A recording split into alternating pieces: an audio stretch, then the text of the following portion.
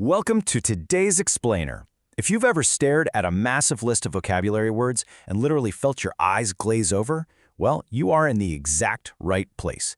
Because today, instead of relying on rote memorization, which, let's be honest, rarely works for the long haul, we're going to completely transform how you learn vocabulary. We're using a super effective, brain-friendly technique called chunking. To kick things off, let's look at this elegant reminder from Shakespeare, which is sitting right at the top of our source text today. What care I for words, yet words do well, when he that speaks them pleases those that hear. I just love that. It perfectly frames exactly why we study words in the first place, It's not just to pass some test. It's to effectively communicate with, persuade, and ultimately please those who hear us. Words are absolutely our best tools for human connection. So today, we are specifically focusing on Lesson 41 from our source material, 504 Absolutely Essential Words. You'll notice the traditional list of 12 words right there on the left, complacent, wasp, rehabilitate, and so on. But instead of just marching down this list from 1 to 12 like a standard textbook, we're going to group them logically. By clustering them into themes, we're going to make them stick in your mind so much more effectively. Here's our roadmap for this explainer. Words of human behavior. The physical and natural world, society, systems, and potential.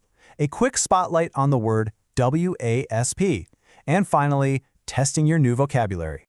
First up, words of human behavior.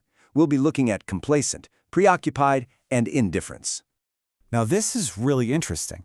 Look at how these two distinct, yet kind of related, attitudes contrast with one another.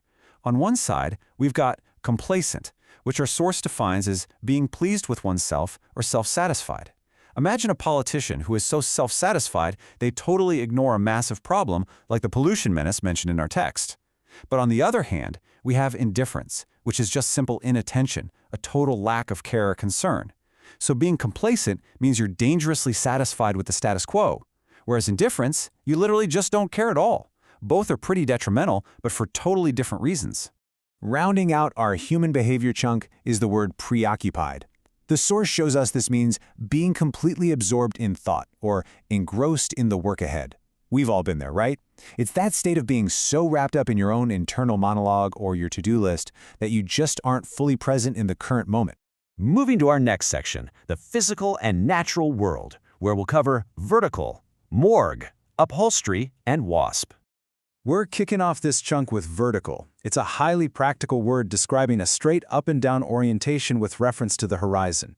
Basically, the exact opposite of horizontal. And these sentences brilliantly show the word in action, painting these really quick, vivid mental pictures. Whether you're trying to stand a heavily intoxicated man straight up, pulling a voting lever downward, or visualizing that straight line slicing down the center of a peace symbol, vertical grounds us firmly in the actual physical geometry of the world. Now, words often have multiple lives, and this next one is just a perfect example of that. Morgue. Typically, it means a resting place for the deceased or unknown persons, which is for sure its most common usage. But according to our text, it's also the fascinating industry term for the physical reference library of a newspaper office. It's literally where old, dead stories and files are kept for future reference. Pretty wild, right? Our third section is Society, Systems, and Potential, featuring the words rehabilitate, parole, multitude, nominate, and potential. So, rehabilitate is this incredibly powerful societal word. It means to restore something to a good condition or a former standing. And the cool thing is, it applies to both property and people. Our source text gives examples of an old house being rehabilitated at an enormous expense, but also a former criminal completely rehabilitating himself to earn back the respect of society. Building directly off that idea of rehabilitation, our source gives us the related concept of parole. This is essentially a word of honor or a conditional freedom granted to a prisoner. These sentences show exactly how closely tied these concepts are. Because a prisoner has been rehabilitated, his family hopes to see him paroled. It represents a whole system based on trust, conditions, and the potential for a real second chance. Next up, we have multitude, which represents a great number or a massive crowd. When society acts, it usually acts as a multitude. The text provides some great imagery for this. A multitude of letters pouring in for a movie idol, a fleeing culprit pursued by a fierce multitude, or flood victims being aided by a multitude of volunteers. It just conveys the sheer, overwhelming volume of people or things. Time for a quick spotlight. The surprising history of the word wasp.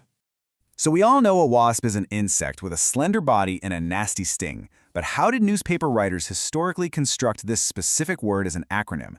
What does it actually stand for when we capitalize it? Well, the source reveals that the acronym WASP is constructed by taking the first letters of expressions, and it actually carries two completely different historical meanings. It can stand for Women's Air Service Pilots or White Anglo-Saxon Protestant. The text makes a somewhat dry historical observation here, reminding us that since an actual wasp is not exactly regarded with affection because of its sting, the acronym historically wasn't always meant as a compliment to those female pilots or to Protestants. It's just a great example of how acronyms can take on the flavor of their root words. Finally, testing your new vocabulary, putting the pieces together.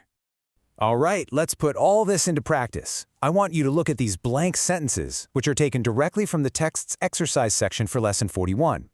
The goal here isn't just to recognize definitions, but to actively place the words from our behavior, physical world, and society chunks right into these real-world scenarios. For example, Mike Pavana was the unanimous choice of the blank for the office of mayor. Your brain should instantly jump to our society chunk and pull out multitude. That kind of active recall, that's where true mastery happens. Before we officially wrap up this explainer, let's revisit one final, highly empowering word from our society chunk: potential. The source defines it as a possibility as opposed to an actuality, a capability of coming into being or action. Whether it's a sports team having the potential to reach the finals or a person having the potential to be totally rehabilitated, it is all about what is possible next. So, as we conclude today, I want to leave you with this thought.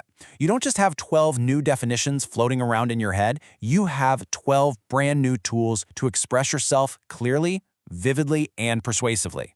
My challenge to you? Take the incredible potential of these 12 essential words and actively use them to expand your world and enrich your very next conversation. Thanks so much for joining me, and keep learning.